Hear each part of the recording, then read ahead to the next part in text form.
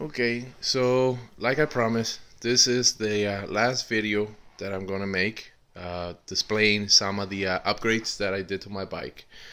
In the previous video, I stated that I was thinking of changing the brake lines and the shifter cables to orange, so it'll match with the lettering. And to be perfectly honest with you, it stands out.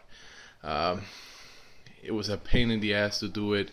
It took me almost 5 hours completely to do it, but everything is routed internally. I tried to do the drop post internal, but unfortunately this bike doesn't have the necessary holes, and I just didn't feel like drilling some hoses and route it internally. Fortunately, I also found that out, when I was all the way in it already.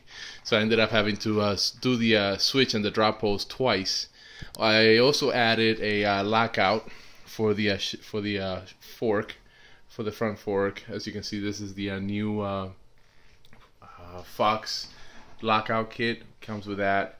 I was thinking of doing the rear shock, but for me to do the rear shock, I would have to send it out. It was gonna cost me like 350 bucks, and after pricing a rear shock with the lockout already in it, it was only like 450 bucks.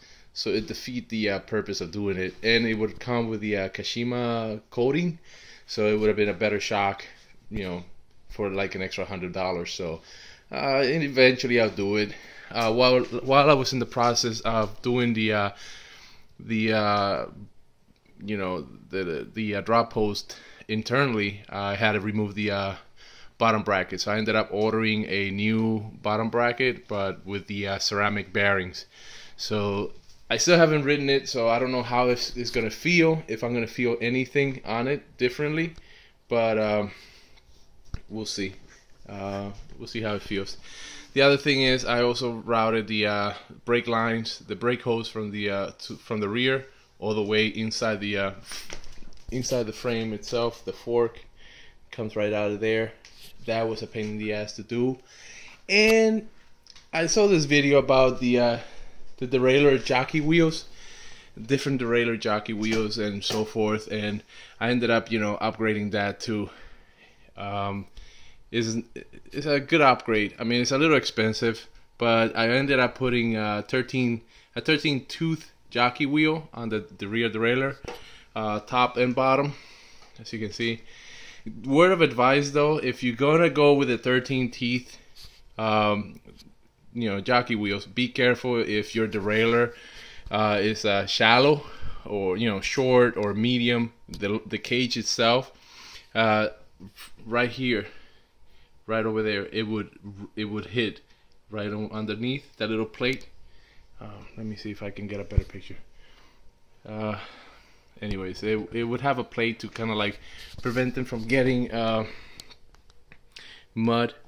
Bottom line is, I ended up having to grind it down a little bit so the teeth won't hit. If I would have gotten a 12 or even an 11, obviously it would have worked, but I ended up going with a 13, so it just a little bit of an issue. But if you have a little dremel, that works fine. I grinded it off. I put a little bit of black paint on it, and you can hardly tell. You can't even tell that somebody grounded it off a little bit. I don't think it's going to weaken the structure, because like I said, I think it's just to prevent mud from getting onto the chain. So it looks nice. I don't know, again, I don't know the purpose, but they said that study shows that if you put bigger jockey wheels on the derailleur, it actually minimizes the wattage that you have to produce to move the bike forward. Again, I don't know if that's true or not, but we'll see. I do notice though that the shifting itself is a lot smoother and a lot more accurate, and it takes a little bit less effort. Even with the Shadow Plus engaged, the clutch system engaged, it still takes a little bit less effort to change the speed, change the gears. So right there, I do notice a difference. And the rolling resistance or whatever, I would have to find that out when I get to ride it. But with this winter, unfortunately, I haven't ridden this bike in almost 2.5 months, and it sucks. So hopefully I'll be able to ride it this weekend and try out all my new upgrades, and we'll see. But I am very happy with her, and I can truly say with 100% assurance that I'm not going to be upgrading anything else. I reached my limit. Next winter, I'll probably just get me a nice fat bike and work on that one. But this one is ready for everything. So, like I said, if I helped you out in a few pointers on upgrades that you might do to your bike, it was my pleasure.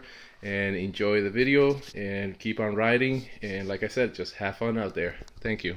Bye.